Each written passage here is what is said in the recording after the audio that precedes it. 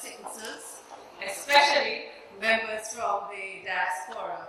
This is truly a long-awaited occasion, and I really add my voice to congratulate the conveners for putting on this conference that the country and perhaps the region has been holding its breath for.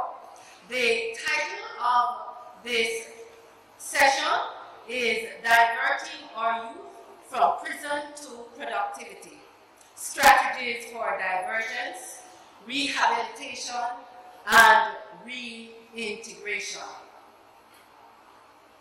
What I'm going to do now is to share with you our key objectives in terms of what we want out of this session. Primary one is to explore and explain the key components of the national diversion policy, to identify opportunities for the church in Jamaica and in the diaspora to collaborate for action that will divert young people away from crime and to rehabilitate and reintegrate young offenders back into society, thus reducing the recidivism and juvenile crime. And third, for us in this room to outline, ideally, at least 3 new initiatives that will target action pertaining to youth diversion, rehabilitation, and integration. And of course, you have met our able panelists who will be helping us to unpack the possibilities. We have, as introduced to you before, Ms. Althea McBean. She is an attorney. She has been working with youth legislation and also policy reform on youth for over 10 years. Her position is Director of the Justice Reform Implementation Action Program. Then, as introduced already, Ms. Ina Hunter, Commissioner of Corrections, Ina Hunter. And you have also Mr. Bishop Derek Webley and Pastor Franz Fletcher. Pastor Franz is from Church on the Rock, Jamaica, and Bishop Derek Webley, as said before, from Birmingham. Welcome, welcome, welcome, and let us get our hearts, and note I said hearts before our heads. Let our hearts be engaged. What I'm going to do is to frame the discussion so that we can think about what exactly are we seeking to divert the youth from to, and really what are some of the baselines that we should be thinking about. Some time ago, this book was written that looked at some of the challenges to Jamaica. And what the author did was capture some of the basic needs that they consider in terms of looking at development and change, some of the basic core factors that should be taken into consideration in terms of thinking about development for Jamaica. And it speaks to common needs of all categories of citizens. To that end, common needs were considered emotional nurture. So as we will be reflecting on youth diversion, one of the things we would want to be thinking about is, do these youth, our children, ladies and gentlemen, do they have emotional needs? And as we consider the strategies for diversion, how are their basic needs going to be met? In terms of emotional nurture, that it is considered that all citizens' needs, the 3 core areas are belonging. So our youths to be diverted, they need a space where they feel belong. And you hear some of our panelists who preceded this session share on that issue. Belonging, proactive care, and goodwill. And as one of the panelists said, we have to look in terms of us as a community, as a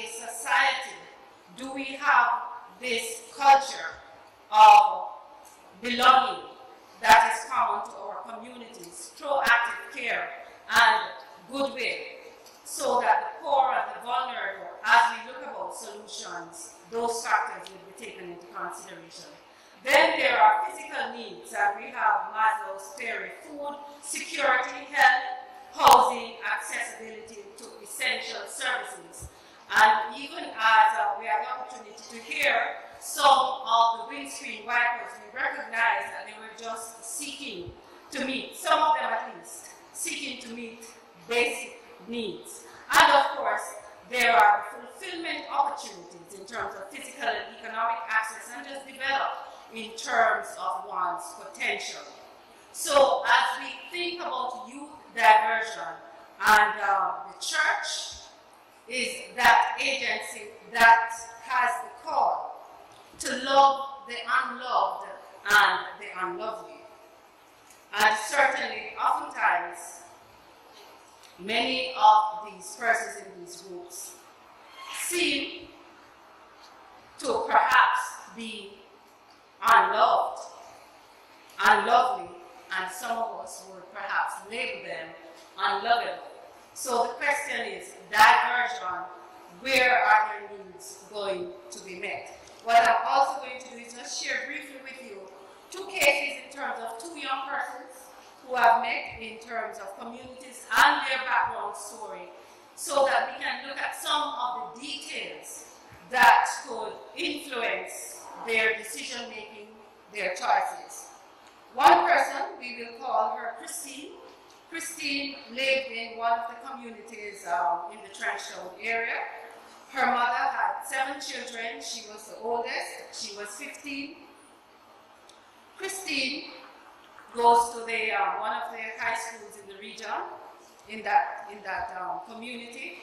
And Christine shared that in order to pay for her school expenses, she had to be dating, and dating is the mild term, a young man who lived with his baby mother, because that is how she meets her expenses, because her family is unable to meet the expenses in terms of for the 7 children and so on. So she had to find a means to meet them.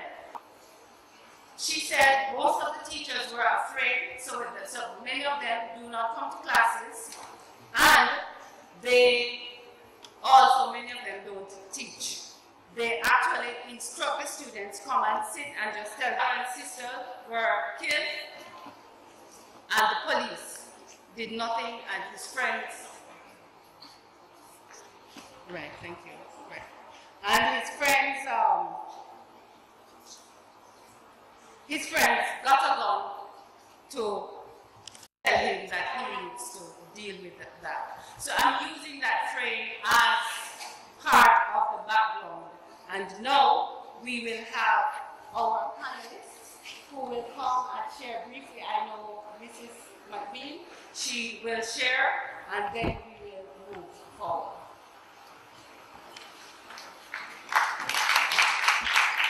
Good afternoon, Mr.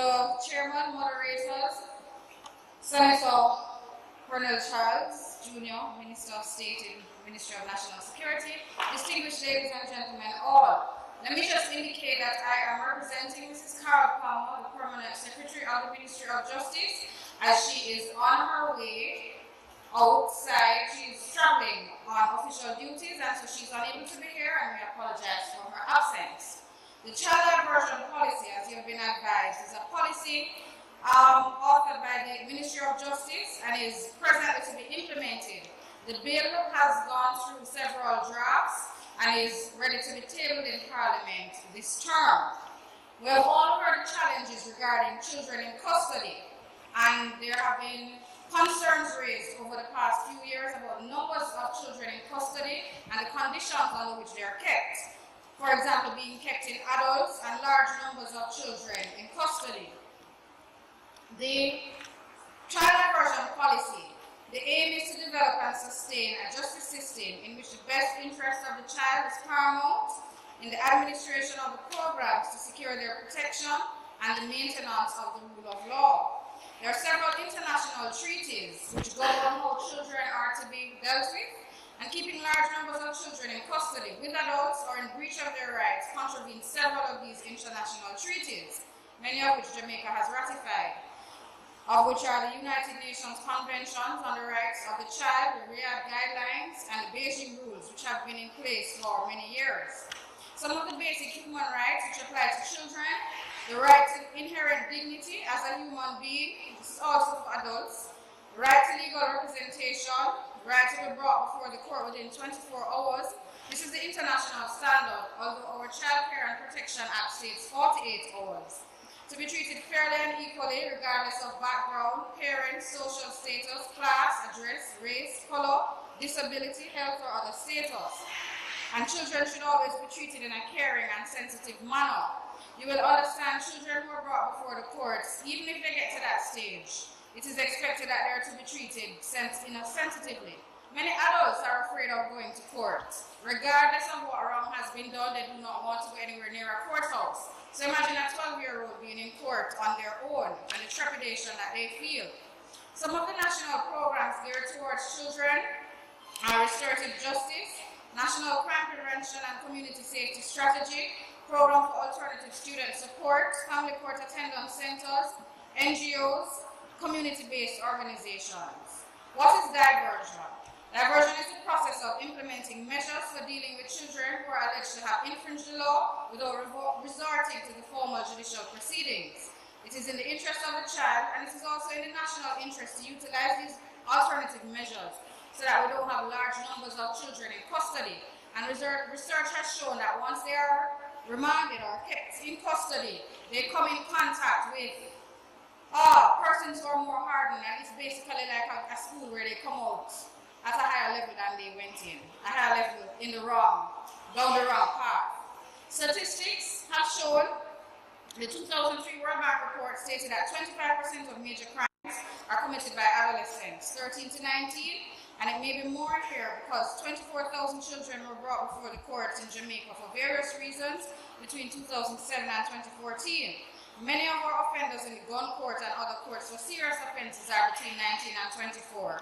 And we know that a 19-year-old in the gun court did not start at 19, he started much younger. So the aim really is to target these children and divert them not only from the formal justice sector early, but also from a life of crime. This next figure shows the admission to juvenile centers by gender. 2008, there were 96% males in our juvenile facilities and 4% female. The ratio changed a little by 2013, but we see that the large numbers of our young boys. And this is in direct contrast to the ratio at the university level. How does diversion work? If a child commits an infraction, a minor infraction, and it is their first offense, they can be given a verbal warning by the police. If it is a more serious offense, there can be a formal warning. It would have to be recorded. The parent should be present. The victim should be advised of the proceedings. And there are certain other requirements that will be put in place. There can also be a police caution. This is also recording, and the child should have legal representation, and there are also other requirements. Even if the child is charged and brought before the judge can do diversion. So the judge can decide whether to continue with the matter or divert the child into a program to rehabilitate them. It can also be done even where a child is sentenced. So post-trial, pre-sentencing, next slide please. If a child is convicted and a child is anyone under 18 years of age, then a social inquiry report will be done by a probation officer. They will review the child's circumstances, background, interview the victim, community to see what has led the child to that stage and what are the needs of that child. And the judge will consider other possible orders such as curfew. They are to be not on the road between 6 p.m. 6 a.m., mediation, community service, so they'll be made to clean up the police station, school, etc., probation order, fit person order, they may need to live with somebody more appropriate, supervision order, contribution to make compensation for wrong that they have done, or attendance center order, which may include counseling or anger management or homework program. There's also the correctional order, where the child would be sentenced to serve time. And if a child is sentenced, they would be required to meet with a placement committee of the Department of Correctional Services, and let's go with this here, placed in a correctional facility. They should meet with a case manager within 24 hours, and that case manager will then compile a plan for that individual child. And they will determine, a psychosocial assessment will be done and determine the needs of the child. They will then prepare a care plan. And the care plan will include skills training program, their academic target, assist the child where they are and the needs, whether they're literate, etc. Literacy skills program, psychosocial assessment, psychological or psychiatric treatment, anger management and conflict resolution, team building, drug intervention programs, medical needs, reintegration plan, or recreational programs such as football, etc. Even where a child is committed, once they adhere successfully to the plan, they will be considered for early release, and they will still be monitored for up to a year. There are several stakeholders who will be involved in the process: ministries, departments, agencies, also NGOs, parents, communities, and this is where the church will have a role. Entities that provide things such as skills training, job placement, entrepreneurship training, summer camps. They will also, children can be referred to some of these entities to be taught life skills, etc., and assist them to be rehabilitated or reintegrated into society. The legislation, as I mentioned, is to be passed soon, and so the Ministry of Justice is taking steps to ensure that once the act is passed, things are in place on the ground for it to actually start working. Because several times we hear a law is passed, but nothing happens for another 5 years because rules have to be repaired, there are no centers, etc., etc. So we're ensuring that we put things in place so that when the law is passed, the rubber can hit the road. In terms of the roles, it is important for everyone involved working with children to identify their roles, bring breaches to the attention of the authority, because we know children are our nation's future. In terms of the role of the church, NGOs and other groups offer rehabilitative programs to children who have come in conflict with the law. They provide life-changing programs, impart life skills, and some of these life skills are character building, grooming, attire, etiquette. We know CSJP does this. There are several other programs. Anger management, conflict resolution, mentorship. Some of these young boys, they don't understand. I mean, their hairstyle is more important to them than the job that they want to get. So they don't want to cut off the hair that they've been growing for 5 years. So just basically imparting life skills to them. Many of them have no parents or parents who are not very invested in their future to impart these skills to them. So this is where the church can play a role. Spiritual guidance and moral compass is always the church's role and responsibility. And we know the risk factors.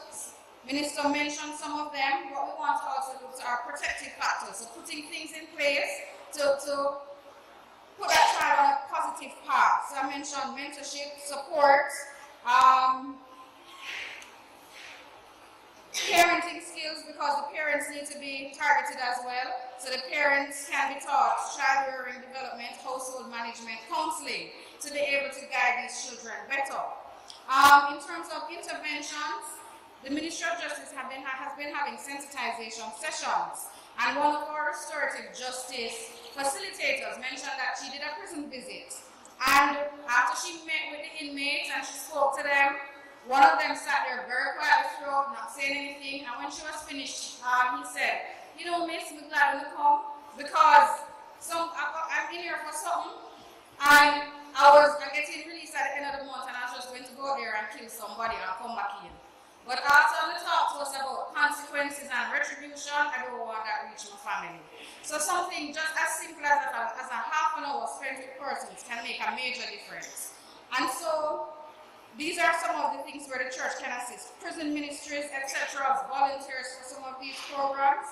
And it is not sufficient, which I have heard, for the church and members to throw up their hands and say, "Well, crime is bad, God is coming for his world." There are actually things that we can do to make a difference, and I think this is where we need to go. Thank you very much.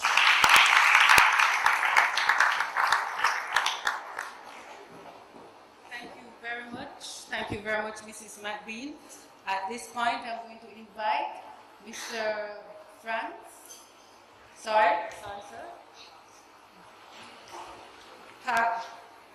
Pastor Frank Fletcher. come and share with us.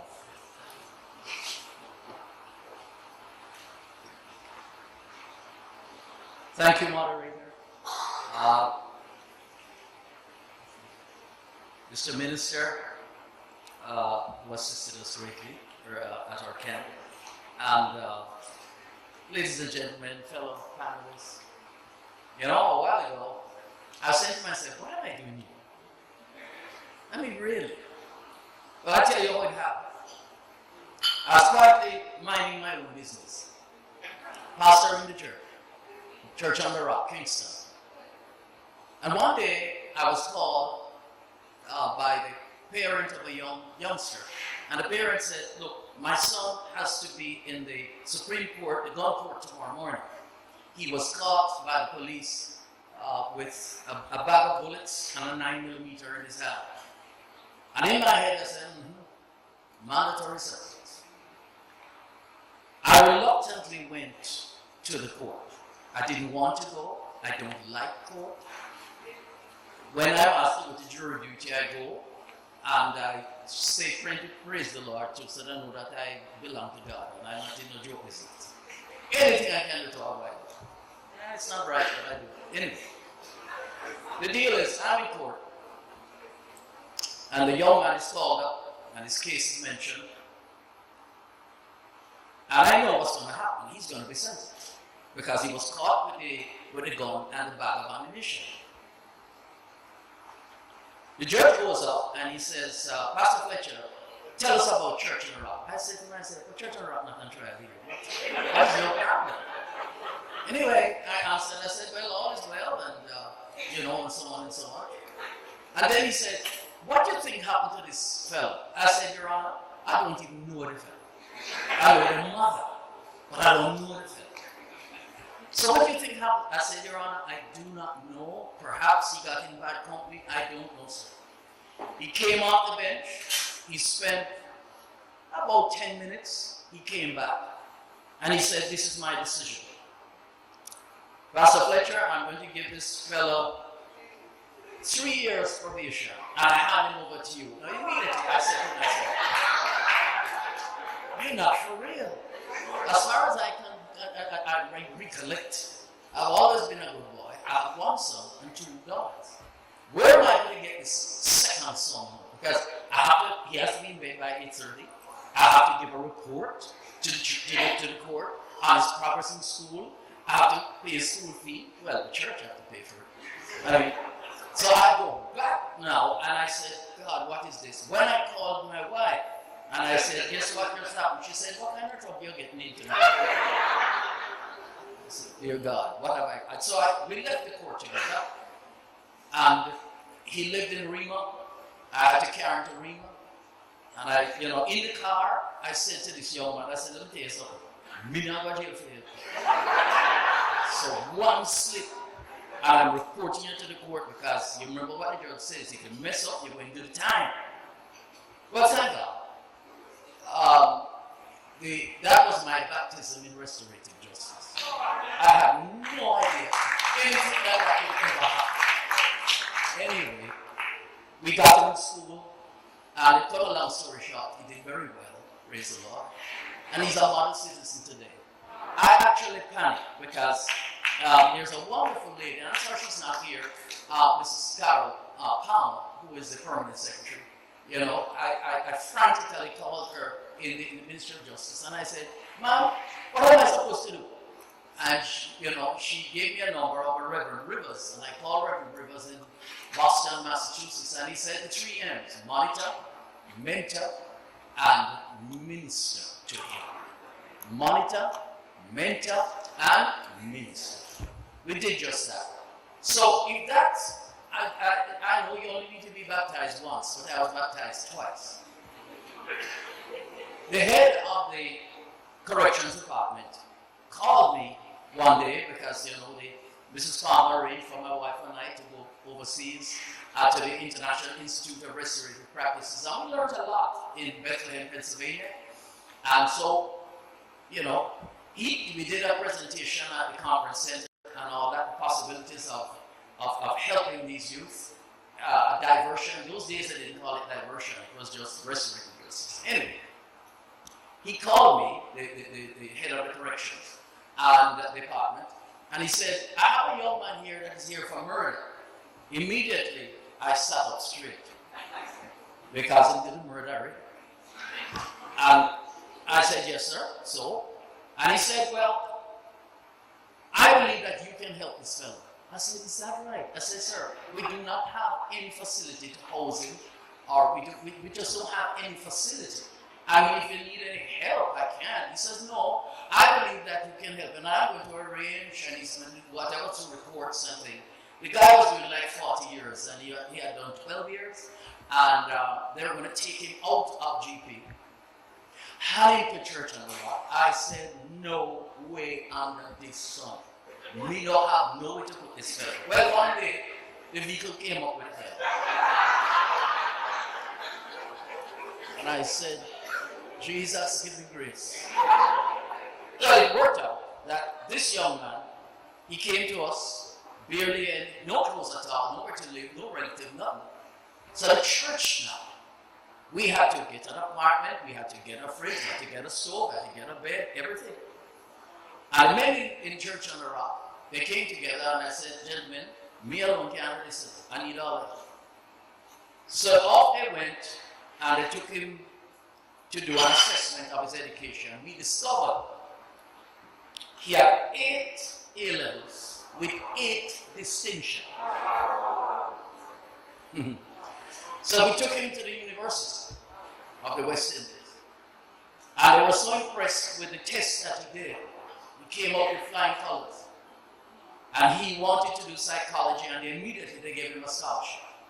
To cut a long story short, this young man did psychology. He came out and he graduated with honors. And everything was borne by the church. We paid for everything, lunch money, pocket money, the whole deal.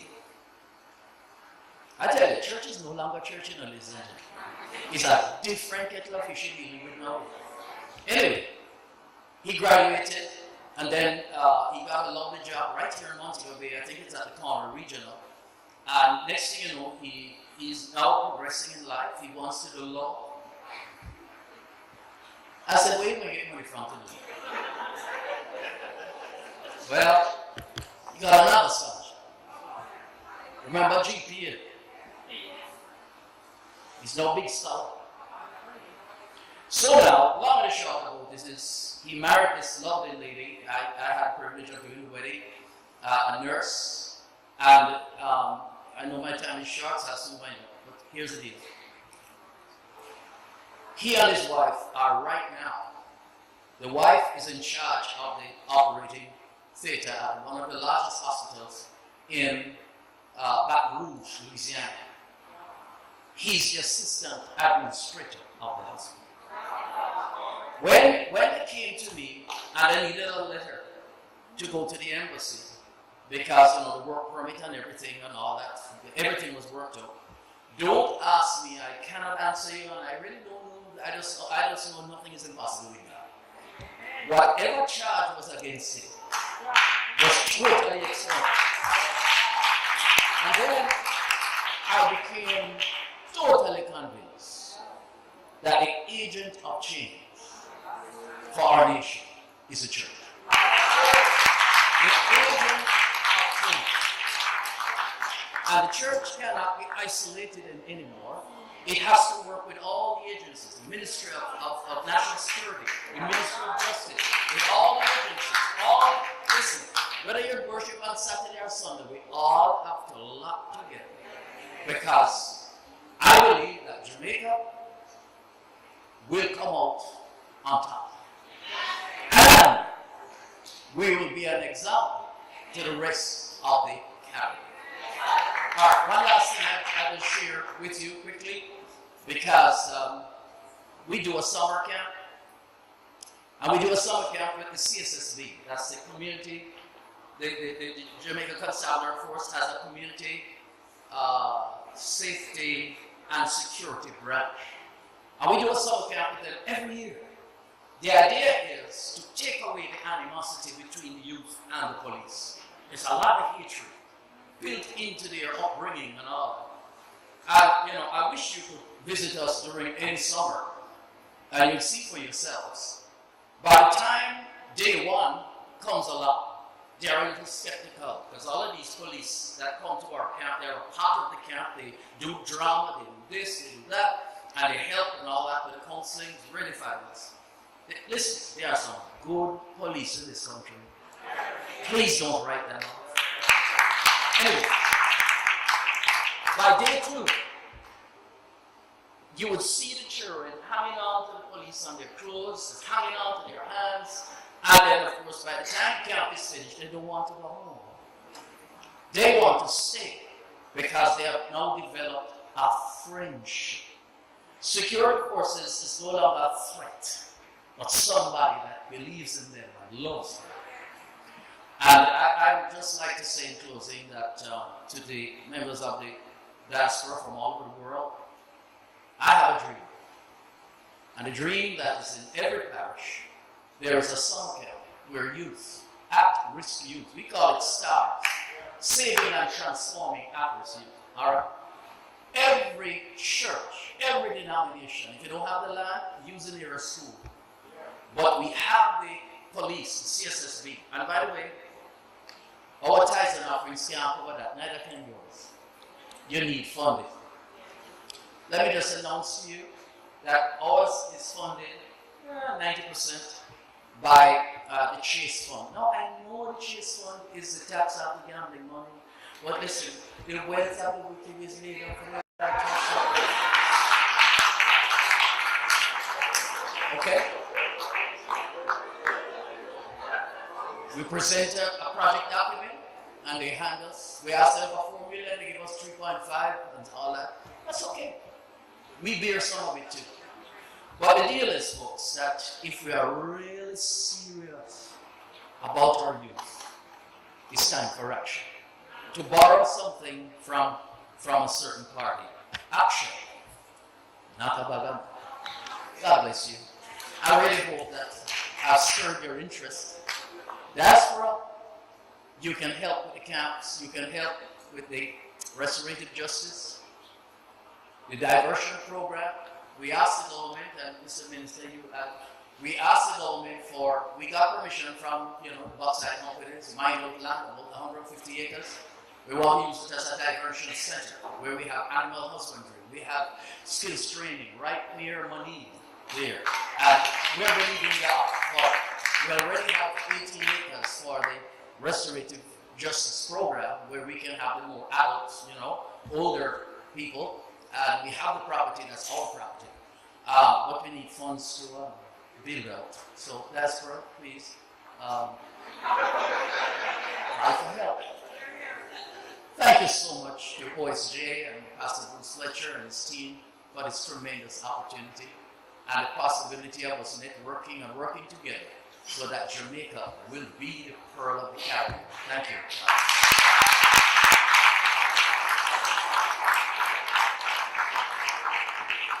Thank you so much, Pastor Fletcher. And I'm going to ask Ms. Ina Hunter to share with us from her vantage point. Please welcome her.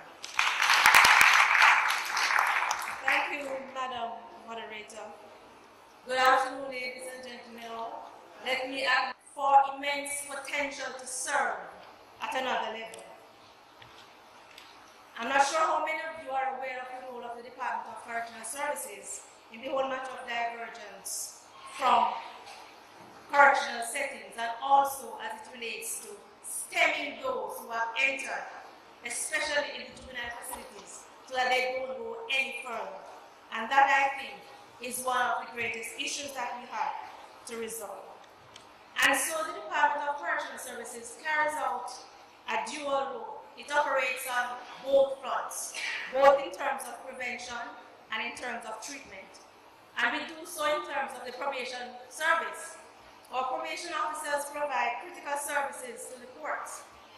As mentioned earlier, they do the investigations, they go into the community, they interview parents, They go to the schools, they go to the neighbors, and they get a sound grasp of the cases so that they can make useful recommendations in the termination of matters.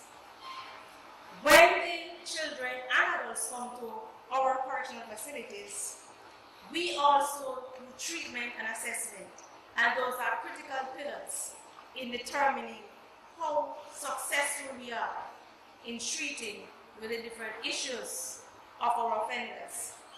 But it doesn't stop there. The true test of rehabilitation, anybody will tell you, it's not so much what happens in the facilities. What happens is important, but the true test is when they go back into the community and they are faced with similar circumstances. Do they have the will to resist? Or is it that they now continue or they increase in their activities? I believe the church and the diaspora can bring greater hope.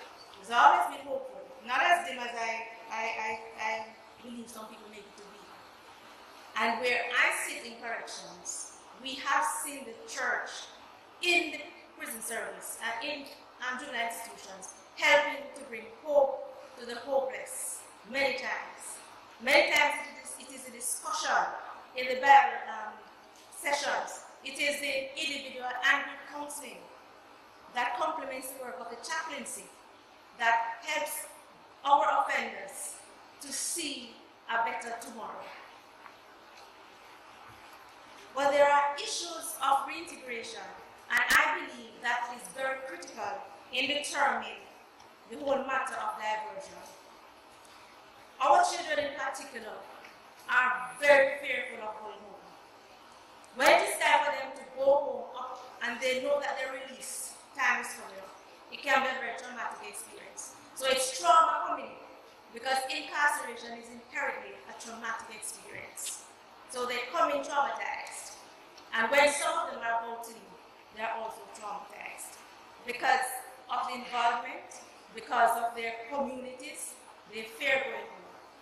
And so I want to put out a challenge today to the church and the diaspora as it relates to some form of facility that can provide a care and enabling environment so that these children who fear home, who fear community, can find a place of respite, a place of comfort, a place where they can assess their own situation and make through the interventions, the support, the decision that crime and violence, this is where it ends. Minister Fletcher made a very important point, and I have it here, and it tells you how the spirit works. The whole matter of mentorship. I was privileged to have attended an international conference, and the representative from Singapore shared that once a child comes in conflict with the law, that family gets support from another family, a model family. And if that were in place here on a consistent strategic level, we would find less of our children and our parents having to fabricate stories. And I can share with you that when some of our children are leaving, particularly our girls, there's a storyline behind where they have spent time. So you get the clothes, you get all the niceties because they would have been spending time away. Because the secrecy has to be there to protect them. We want a more enabling environment where people can understand that our children who have made mistakes and based on where we sit, and minister can support, and will support me on this, our children are more victims than perpetrators of crime. And so, if it is that we can find a place that supports them and families, we will be talking about diversion at a level unknown. We look at employment prospects, not just the secrecy now, the whole matter of our youth leaving our correctional facilities, and the fabrication again. they believe, openly say, I have been into a correctional facility and feel that they will be embraced in terms of employment prospects. I believe the church and the diaspora can help again. The influence is great and wide. We have more churches per square mile than anywhere else in the world. How good and enabling can it be for us to use the space that we have to change the landscape so that our children, our youth, they are prevented from coming in, but the reality is some do come. So those of us who come to us, how can we create, and I keep using the word enabling because that is what they want, enablers. How can we all together, ministries, churches, NGOs, we have many in our departments. We have OIS doing a fantastic job. We have Food for the Poor, and I run the risk of naming, but we have support, but we want more. We want coordinated support, strategic support, deliberate, targeted, specific. So divergence becomes what it should be, keeping as many out, and those who have erred, preventing them from going any further, particularly our children who come to juvenile correctional centers. This is where it should end. I thank you. Thank you very much, Ms. Ina Hunter. And now, ladies and gentlemen, we will hear from our final panelist, Mr. Bishop Derek Webley of the New Testament Church of God, Birmingham. Welcome, sir. Please have a seat. Moderator, oath ministers, fellow panelists, members of the Diaspora, greetings, good afternoon, and God be praised. What a wonderful opportunity we have as a church to actually be dealing with issues that can really be life-changing. If the Apostle Paul stepped into our Diaspora meeting as an invited guest, what would he probably say? Amongst many things, having listened and been moved by the sentiments that have been shared by all our speakers, he would conclude, as a person of influence at a place to make a difference, how can I respond? And with humility he would say to the weak, I must become weak, in order that I may take them through that door, that some may not be lost, but will be saved. It is said that in this beautiful island there are more churches per square mile per population than anywhere in the world. One thing the church does not lack is eloquent speakers, genuine theologians, sincere individuals. What we sometimes miss out on is that we can become too heavenly minded and no earthly good. And I say that not because I'm being disrespectful of us, because it's about us. But the gospel that I understand is more about more than coming to know Jesus. That's the first requisite. But having done that, we don't stop there. It becomes even deeper. How do we now deal with the challenges that face us? And if it is true, that there are more churches per square mile per population than anywhere in the world, is that an opportunity, or is that about building territory? I say it's an opportunity. I say it's God designed. I believe there is a real, genuine and sincere purpose, but we have to be more kingdom-minded and less denominational and territorial.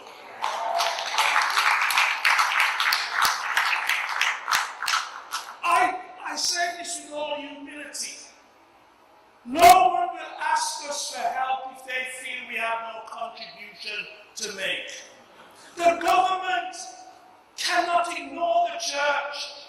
if the church has a relevant voice in the arena of politics, economics, social development, it has to listen.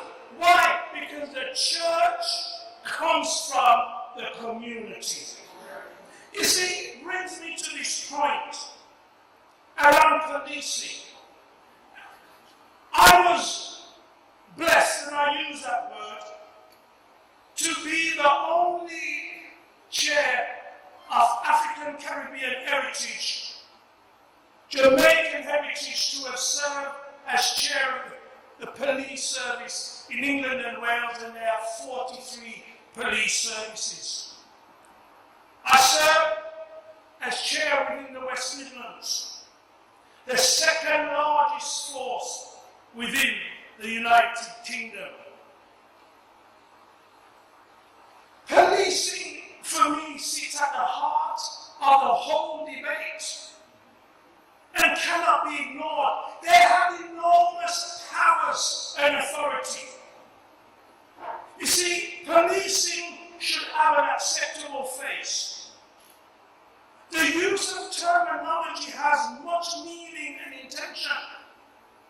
The question I ask of us, is the police a force or is the police a service?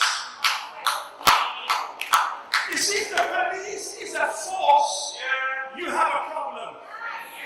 We have a problem. Why? Force gives the distinct impression to me that it is something that is done to you, against you, or determined by others who may not even consult you. Service to me feels like something provided or done with you in mind at a level of forethought or consultation that has been carried out to determine the needs of the community that police should serve. Robert Peel, the founder of policing in the UK, said, "The people are the police, and the police are the people." What does that mean? In other words, the police officer that serves comes from amongst us. They come from communities. That's why I have the distinct view. If we're going to make a real difference in the mind of some young people, we've got to recognize that the police must police with consent, not permission. There is a difference, but with consent. What does that mean? They need to understand what the needs are of that community and engage that community in backing what they intend to do to deal with the issue of crime and disorder. You see, the outcome of policing will have much to do with the mindset held by those in policing leadership and policing our streets. It will determine the delivery of policing, whether it's a force or whether it's a service. Let me use the strapline from a police service in the UK, and I am not advancing this as a panacea for policing. But I want to show you the difference of how it feels. Those in receipt of that service will no doubt in my mind be the best people to determine whether it's successful or not. This is a strapline. Preventing crime, protecting the public, and helping those in need. To me, it feels, whether it's actual, it feels like there is an engagement. You see, I was in a meeting on Tuesday before I flew out on Wednesday. I was chairing a commission that I've been asked to chair in the West Midlands around guns and violence. The police were asked to attend that meeting to give the commission, the group, a briefing on the hotspots for gun and knife crime in the city of Birmingham. Birmingham is the largest city outside of London with a population of over 1.5 million people. The presentations concluded this, and we all know this, that young people are the highest victims of crime, but they are also the highest perpetrators of crime. What was startling, though, to me was the 15 to 24 that the minister cited was the actual playing out of something that started from 9. And what it showed was between the ages of 9 and 15, male and female, knife crime and gun crime had already set in and was beginning to shape people's behavior.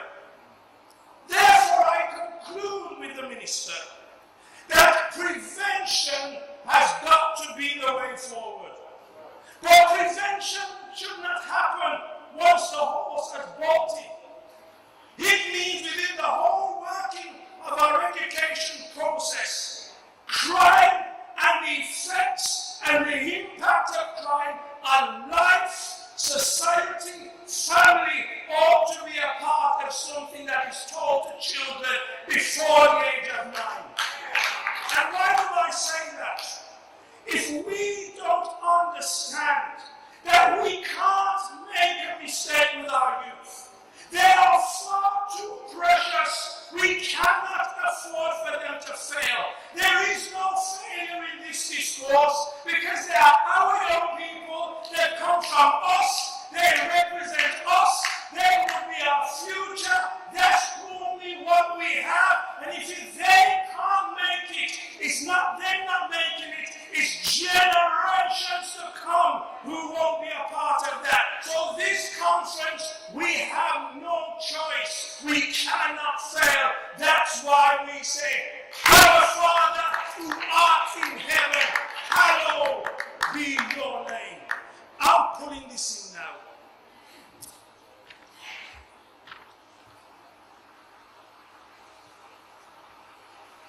I appeared in a film called One Day.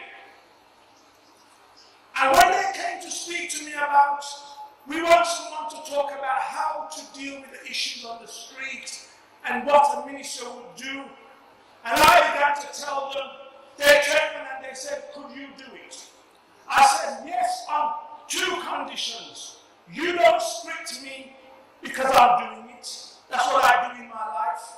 And secondly, whatever money you give to me, give it to the church. Why?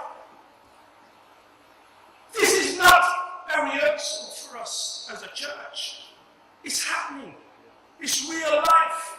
We don't need a script to bury those who are killed and shot and whose lives have been taken. I've lost account of how many funerals I've done to knife crime, gun crime, young people. So I didn't need a script. And I didn't want to be accused of taking money out of tragedy. So I said, give it to the church. I recall one day standing in the church at a community concert, where I brought the community together. Rastafarian, because I used to be a Rastafarian. I came to know Jesus from the Rastafarian faith, so don't trouble them. Don't trouble them, because I'm not passing none of them on the other side. Because when you actually forget where God actually takes you from, and when you lose reality of the common reality of life, when you understand that there was someone in the church who was actually interceding for you, how can you forget that there are others out there who need our prayers? So don't trouble them. There's excellent people from amongst them. And I remember standing in the church, and I had a Rastafarian singing on my pulpit. And I said, the only thing I want you to do, come, but you've got to sing gospel. I was trying to use Jesus as a cross, bringing the world and the community to the centrality of the glory of Jesus. And I saw them, and my heart was filled with joy when I saw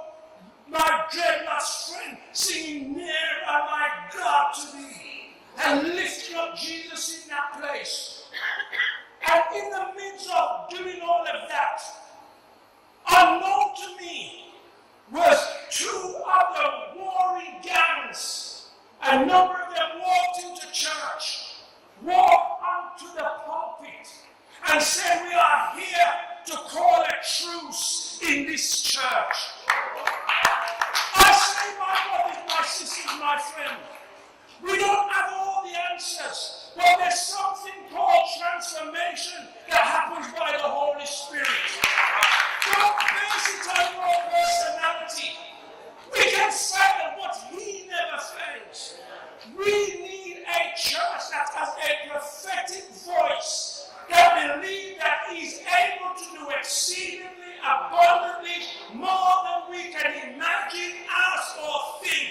That's why we have survived the test of time, because we are not led by men and women. They may be a part of the fabric, but the head of the church is Jesus, directed by the Holy Spirit. So as I take my seat, can I say this? I looked at youth crime and I thought, what brings a lot of young people together is sports, celebrity, people that makes them feel good. There are a number of Christians who are in different types of sports who are now giving back their time to help people, to stimulate their thinking, to divert them from crime, to spend time with them.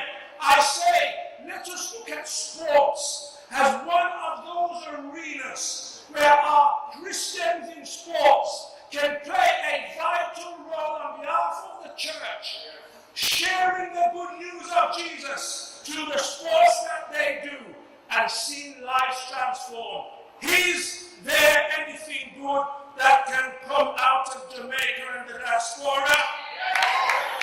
Let me tell you this, plenty. God bless you.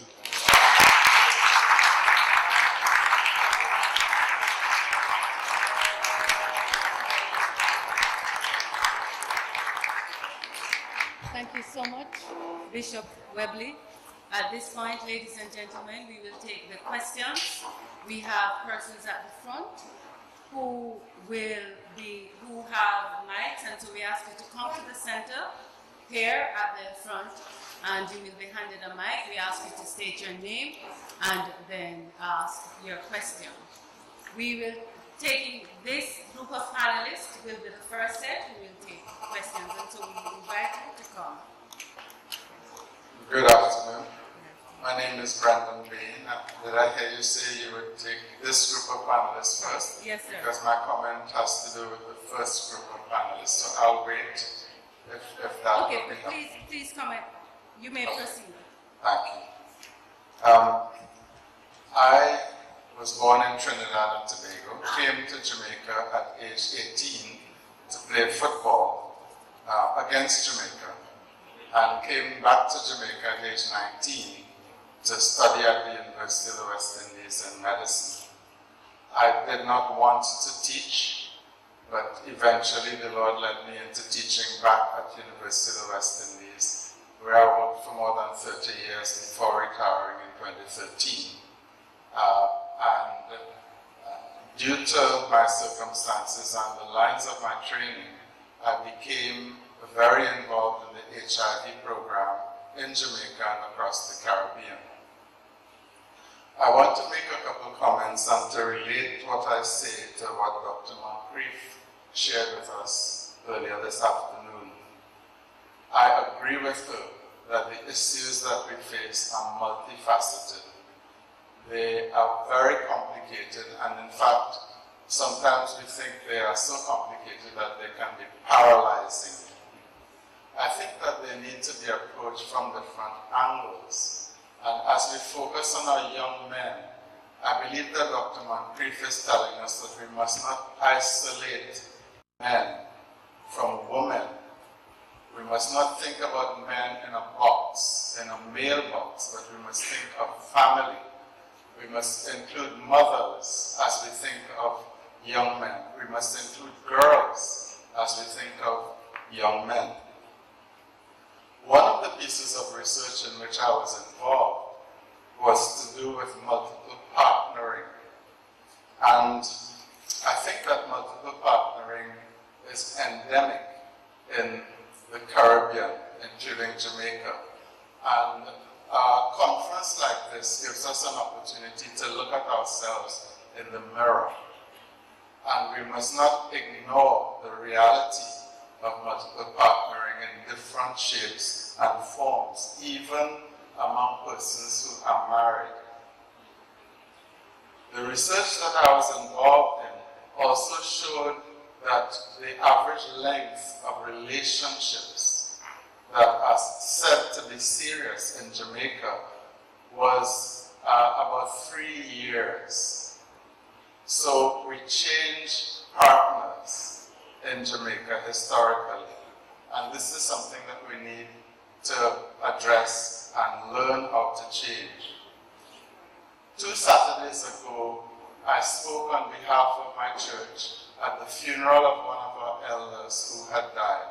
Mr. Liebert Grant was a justice of the peace. He served the community in St. Mary and in Kingston for many years. One of the things that I said that evoked a response in the audience was that as we worked closely with Mr. Grant, we saw how he lived with his family, and he was a faithful husband who was more than satisfied with one wife.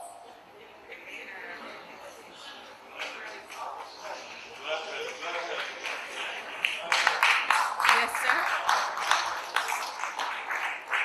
We have to teach our young people, our young men, to be satisfied with one wife. Okay. For a woman, I don't know how we do it because I believe there are historical issues here.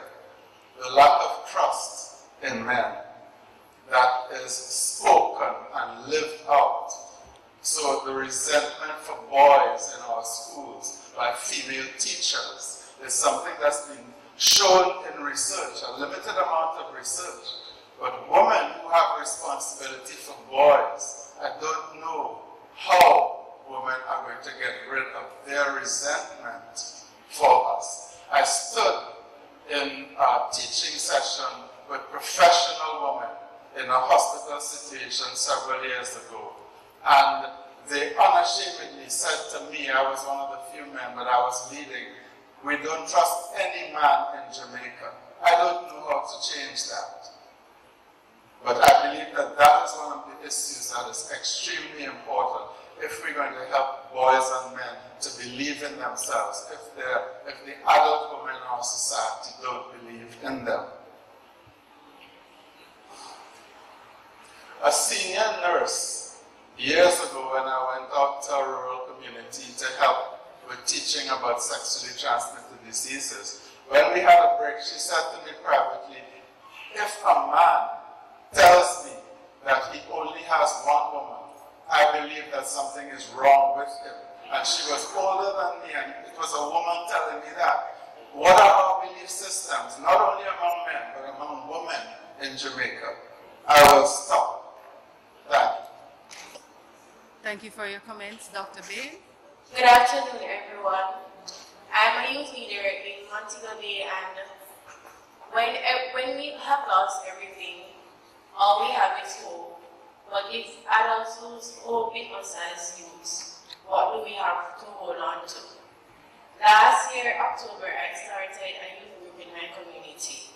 That's retirement near to Granville. It is deemed as being volatile, so I saw the need to do something to help the youths in the community. The point from that is that we, the youths, are trying to help our fellow youths, but no adults, no professionals, the governments aren't helping us to help our youth. Also, the NGOs that are youth-led are left to do the job. I asked for support from a church, and I was denied the support for the group. We wanted to do a Christmas kiddie street. The group started in October and to initiate the treat in December. We got help, but the church wasn't there to help us. So when we are denied by the church, what does that create? A negative thought of the church as youth, and we wonder why we don't have a high youth population in the churches. We adults, we use the negative things of the past and bring it in the future, and that affects our system today. The youth need hope, and if we don't have hope, you cannot think. We need professionals, fellow youths. We need adults to give us hope. We need to start community by community, and that's the way I think we can change Jamaica. Home, house by house, community by community, and we'll have a great change. I believe that it's good to want success financially and all the other alleys, but success, that when you have success and it doesn't change someone's life or motivate someone, actually your success is valueless. So it's good if you could just engage in youth activities. You come here today, but when we finish tomorrow, what are we actually leaving with? Are we going to have another conference where you invite youths and we sit down and we go home and okay, and next conference sometime here soon or whatsoever? We're leaving with the same ideas. Ideas that have been heard already. I heard one of the senators saying that the youth actually know everything that he's saying. It is true. We know everything. We have heard everything, and it's actually redundant. It's getting boring, and we need some solutions. So if you could just come up with the solutions anytime soon, things do not happen overnight, yes, but you cannot wait forever and forever. Youth leaders are planning, and we don't want to stage a French Revolution or an American Revolution, a Martin Luther King movement or whatsoever. We need immediate actions and active solutions. Thank you.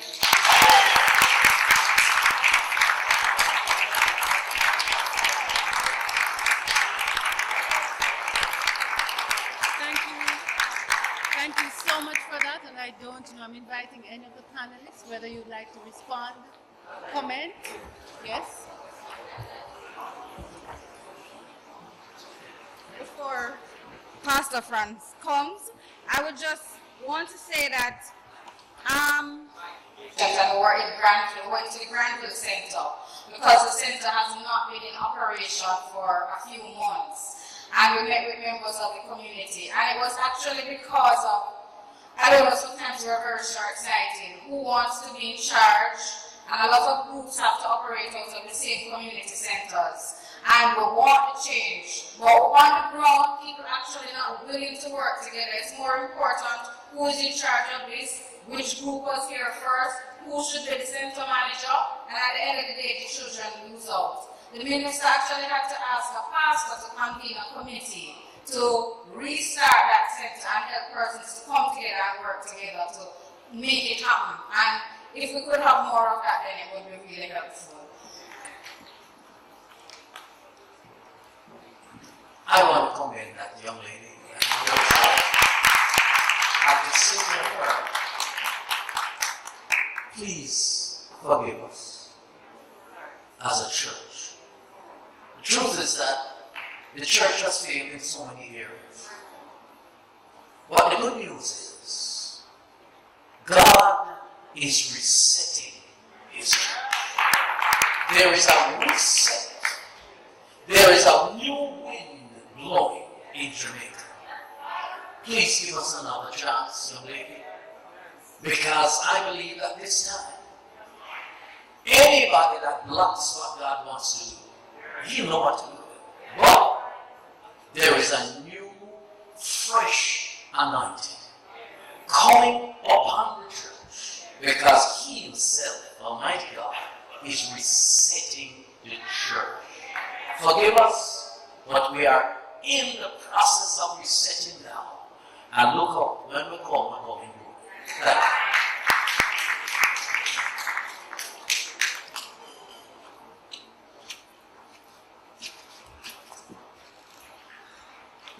I heard somebody say I really want to respond.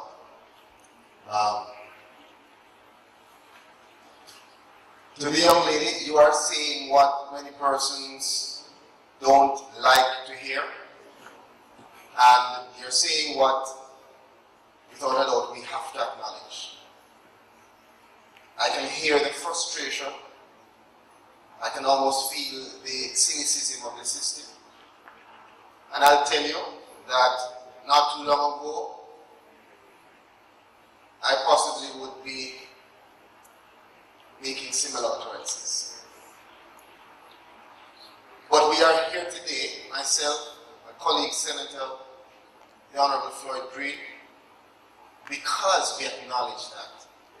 And because, as an administration, we have taken the deliberate approach of not sitting back anymore, of reaching out, of joining with the church, of joining with the community, of acknowledging that no matter what we're doing now, it is not enough. But if we are innovative, if we acknowledge the facts, together we will find a way to define the right approach.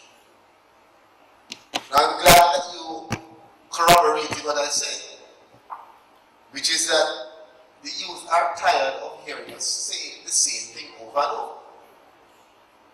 And you said it better than I. It's redundant. And that is why in the Ministry of Justice and the Ministry of National Security and Education, we are thirsty for ideas. We are trying everything that we can,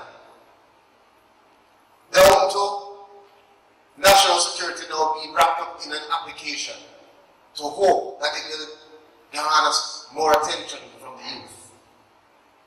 CSJP, that program that I spoke to you about, is in 50 communities across this country.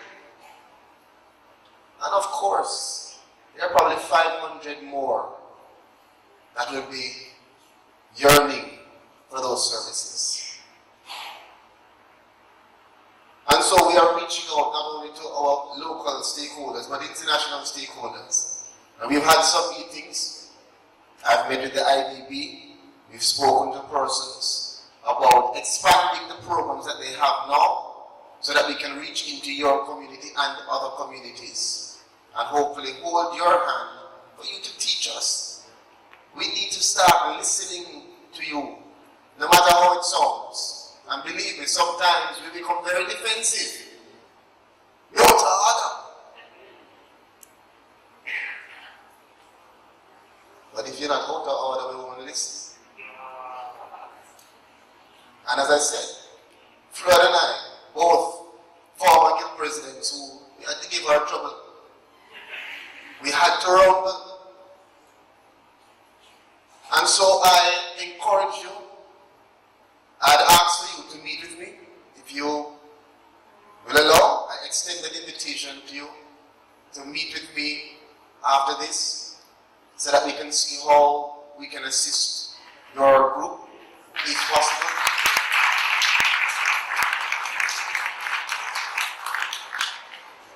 And I want to say this to you. You've taken the first step. The first step is to stand up and speak out.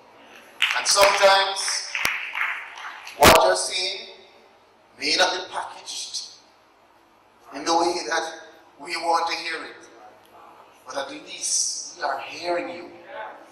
And as I said to you, the representatives here from the government, ministries, it's a different approach. It's a different time. I don't know what used to happen. I can only tell you what we are committed to doing for the future. Which is listening to you and trying to develop the kind of programs. Not because we think it is good. Not because we said, what work is what will work for you. No. The first thing I said to you, our challenge is what? What did I say? We need more evidence-based so we know exactly what that young lady wants instead of what we think. And so, as you said, that consultation with you that we're going to have today will be integral. So I want to ask you for us to meet, and perhaps I'll invite you to sit on one of our youth committees You sound like you would be another young leader. Thank you. Thank you very much, Senator. I'd just like to, in closing, to say a very big thank you to the contributions that have been made by the panelists on the at-risk youth in Jamaica, and also diverting our youth from prison to productivity, to all the contributions that were made. Oh, Bishop, were you wanting to say something? Yes. It has to be very brief, sir. I just want to say something. Very briefly, please. Thank you. I just want to say that in planning this conference, one of the things that was clearly done was that most of the people who are sitting here are not just policy formers and detached somewhere. They're actually project leaders. And I want to speak to that young lady. They are actually engaged actively in projects right around you, right here. And that was a part of the objective of this conference, that we're not coming here just to talk, but the people that are here, most of them are actively engaged. So one of the things that we should do before we leave is interact, and people who need help in setting up project, the experience is sitting right here in this crowd. And the other quick point I want to make, and that is this. The issue we are facing is called the SGM. It means that we need to form the links for sustainable development, linking all the discussions to make sure that when we leave here, the discussions are not left in isolation. Because as we discussed, all the issues are interconnected. And it is that interconnectedness that will bring the results. And that the project people who are here help those who need help. And I'm asking Bruce that we give an opportunity for individuals who want to start and need experience, and the relative experience here we can share with persons such as the young lady who is asking for help. Thank you very much, sir. Thank you. So just in conclusion, to also say thank you to this panel for your contributions, to all of you that made the time here to share your thoughts and expressions. Thank you very much. At this time I'd like to pass